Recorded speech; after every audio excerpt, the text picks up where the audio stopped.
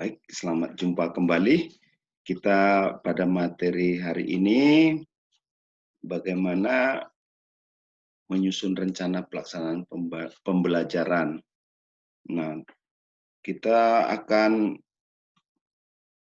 menyusunnya dengan seksama, tapi yang sederhana saja, tidak senjelimet.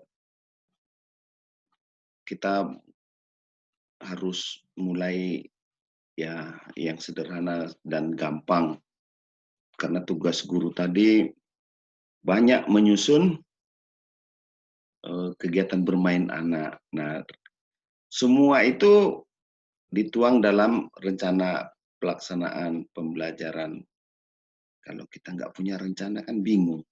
Kalau nggak disusun rencananya kan bingung. Ya, ini yang mau kita pelajari bersama, bagaimana menyusun rencana pelaksanaan pembelajaran yang sederhana. Sangat berbeda dengan eh, pembelajaran di kelas. Ya, pada masa ini tentu kita harus belajar bersama. Ya, mari kita melihat dulu apa itu perencanaan. Namanya rencana, itu sebelum pelaksanaan pembelajaran. Rencana itu belum dikerjakan. Jadi rencana pelaksanaan pembelajaran atau yang disingkat dengan RPP merupakan rancangan bagi guru untuk melaksanakan kegiatan bermain yang mendukung anak dalam proses belajar. Kalau sudah dilaksanakan, baru disusun, itu laporan bukan rencana kan? Ya, itulah perencanaan. Namanya rencana. Kalau nggak punya rencana, bisa apa Ibu? Pasti kita punya rencana. Dalam semua kehidupan biasanya itu harus ada rencana. Rencananya saya begini, rencana berikutnya ini, ya itu. Terus siapa yang menyusun perencanaan itu? Udah pasti kita bisa menjawab semua kan Bu? Yang menyusun rencana kegiatan bermain anak itu. Nah, siapa yang nyusun? Nah, inilah sebagai pendidik harus menyusun rencana. Dengan demikian, sebagai pendidik kita bertanggung jawab pada setiap rombongan belajar yang disebut rombel yang ditunjuk menjadi apakah wali kelas pada kelompok usia tertentu. Misalnya gini ya Bu ya, bila guru adalah wali kelas kelompok usia 4 sampai dengan 5 tahun, maka wajib menyusun rencana untuk murid-murid di rombel tersebut. Supaya enak. Oh ini rencananya yang terjadi ini. Bisa direfleksikan kalau sudah dilaksanakan rencana-rencana itu bisa diperbaiki lagi. Ini tugas sebagai pendidik. Jadi kalau yang menyusun rencana kegiatan belajar anak itu ya guru lah. Karena bertanggung jawab untuk itu, jalannya kegiatan bermain. Nah, ini manfaat perencanaan yang disusun guru.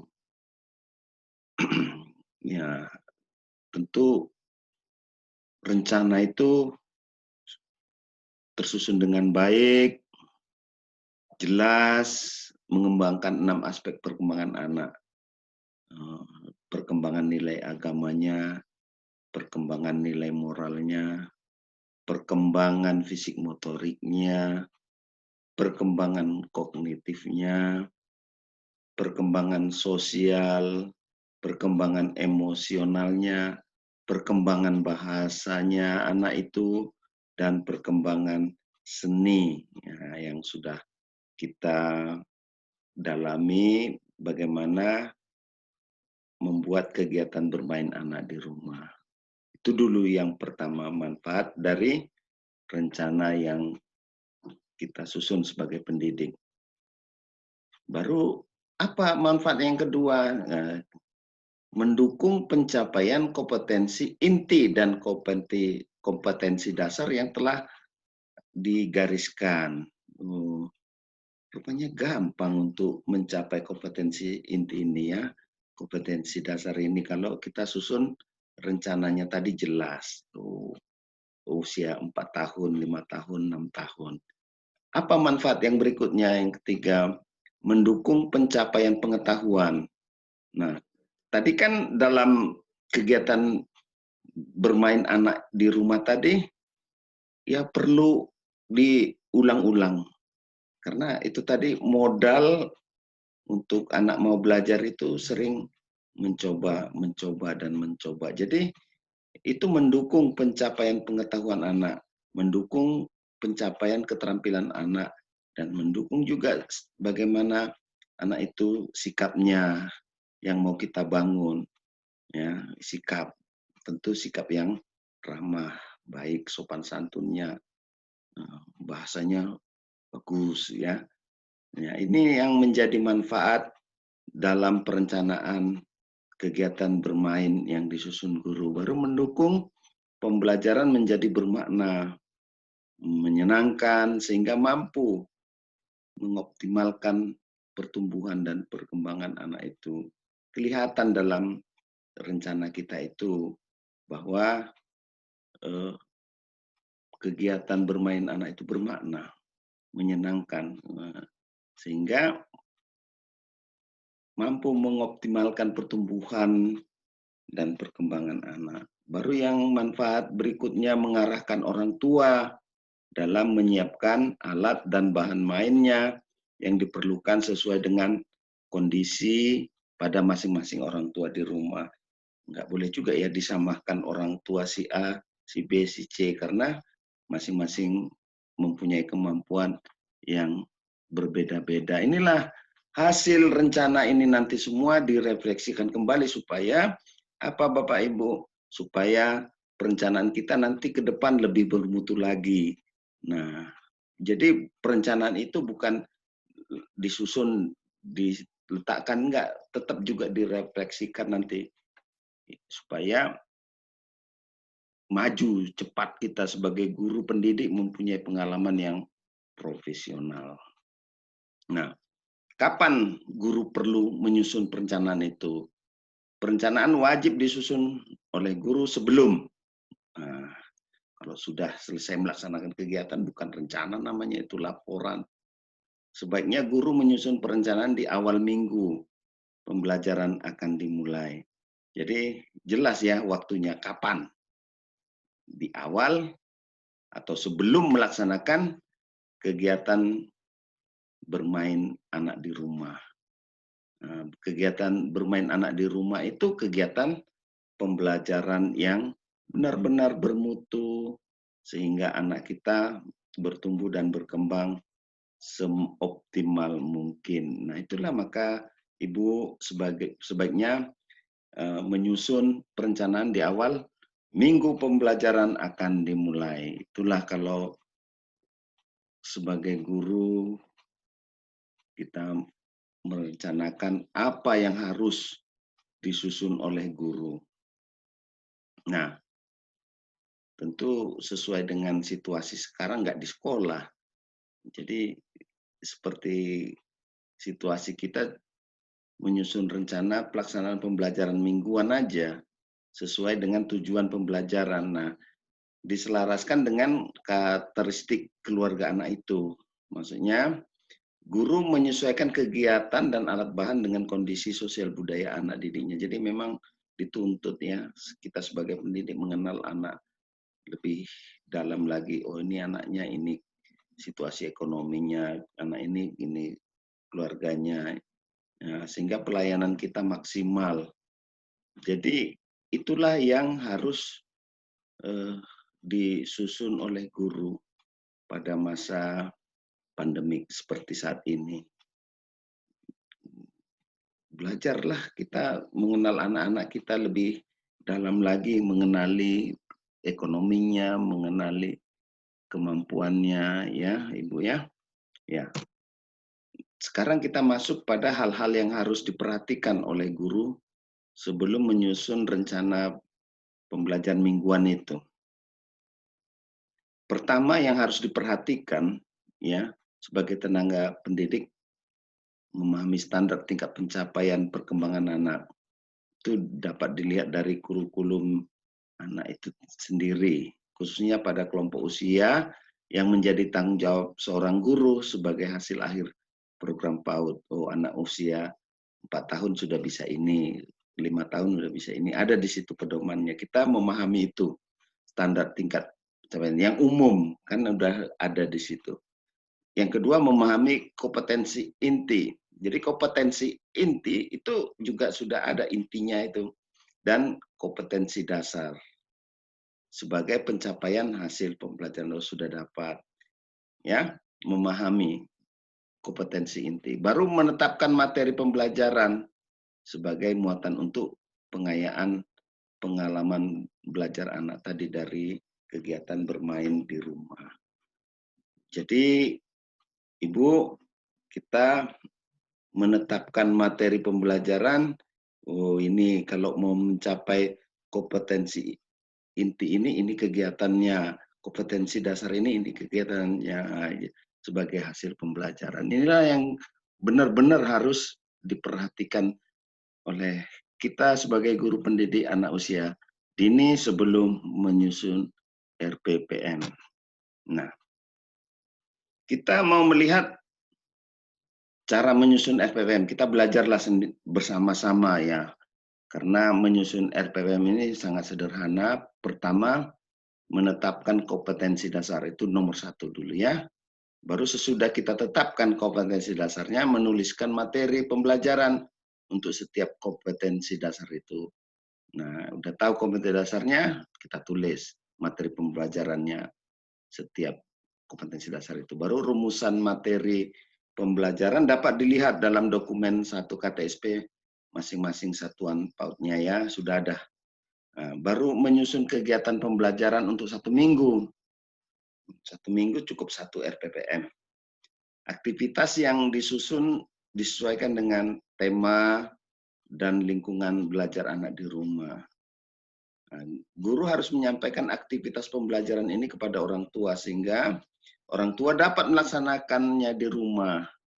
Yaitu tadi, maka menjadi tugas kita memahami anak itu satu persatu tingkat kemampuan orang tuanya. Ini keunikannya, nggak boleh disamakan orang tua yang satu dengan yang lain ya kan. Nah, karena bertingkat dia. Ada yang tidak mampu, sedang-sedang, dan sangat mampu. Nah, ini membuat seorang pendidik menjadi lebih menguasai anak didiknya. Jadi orang tua dapat memilih kegiatan main, oh ini dululah gitu ya, akan dimainkan bersama anaknya. Begitu cara menyusun RPPM ini. Nanti kita belajar bersama, ya kalau kewalahan kita akan sama-sama konsultasi untuk menyusun RPPM ini, di mana kendalanya.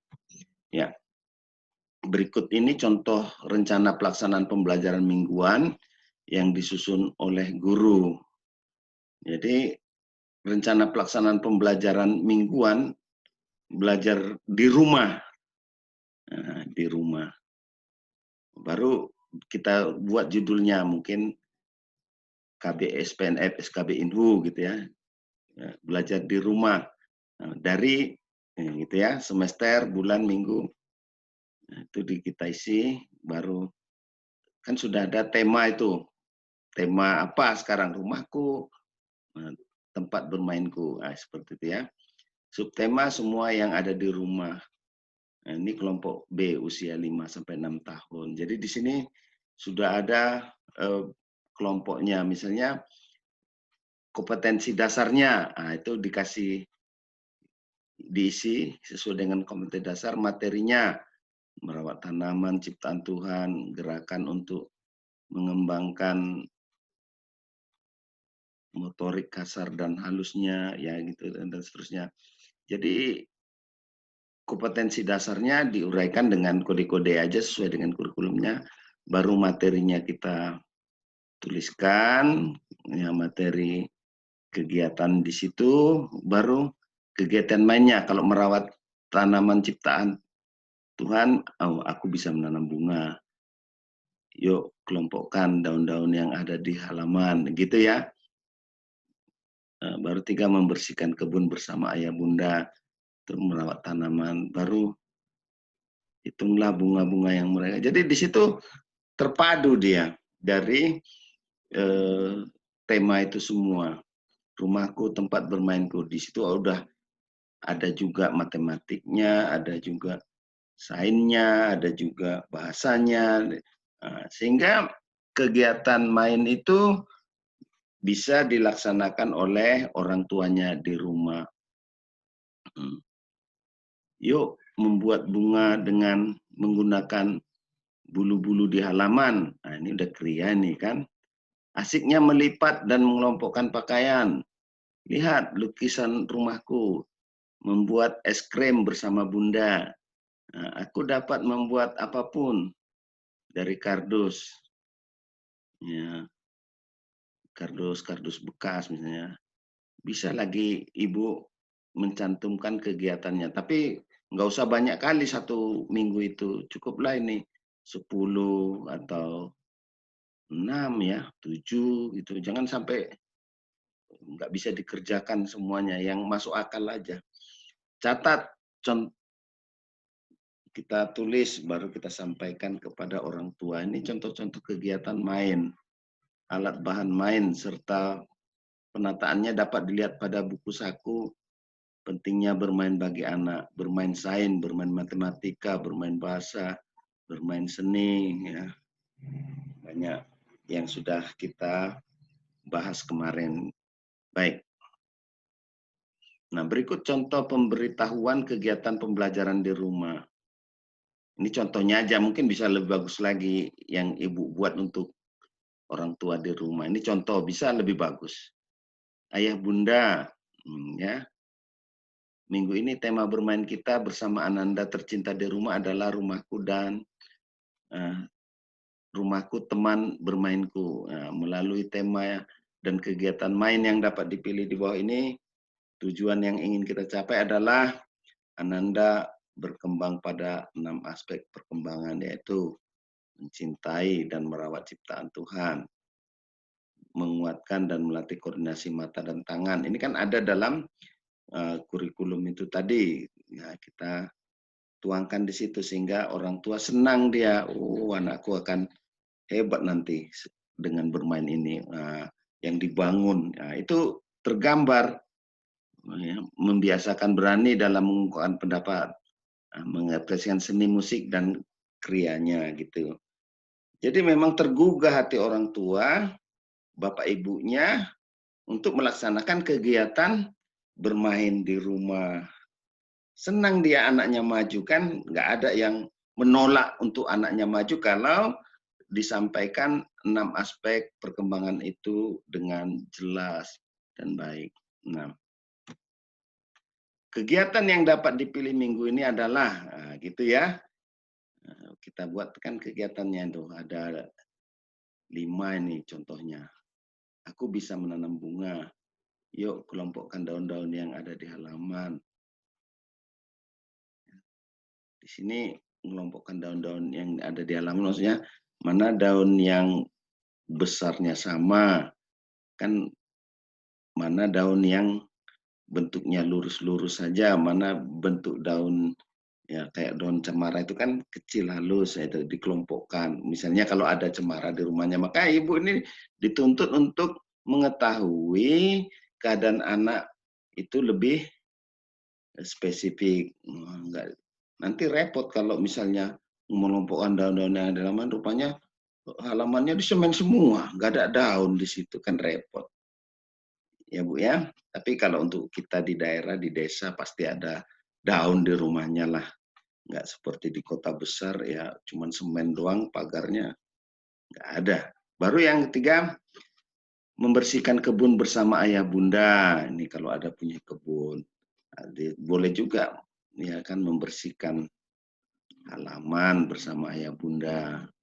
Itu alternatif, mari membersihkan rumah. Baru hitunglah bunga-bunga yang mekar. Ya.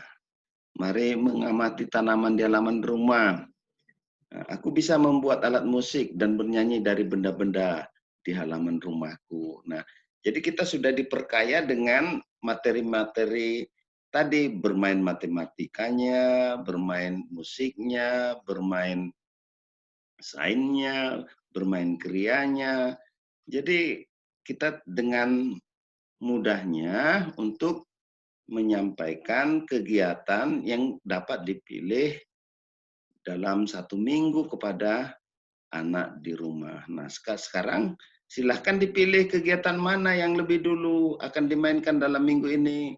Bunda bisa memilih satu kegiatan main untuk 1 hari, ya kan? Jadi nggak gitu merepotkan untuk menyusun RPP ini. Eh, Nanti akan kita latih bagaimana menyusun RPP ini eh, lebih apa namanya bagus lagi. Tapi biasanya kita sebagai pendidik sudah lebih mudah daripada menyusun RPPH-nya harian ini daripada ke RPPM ini seminggu satu, ya kan?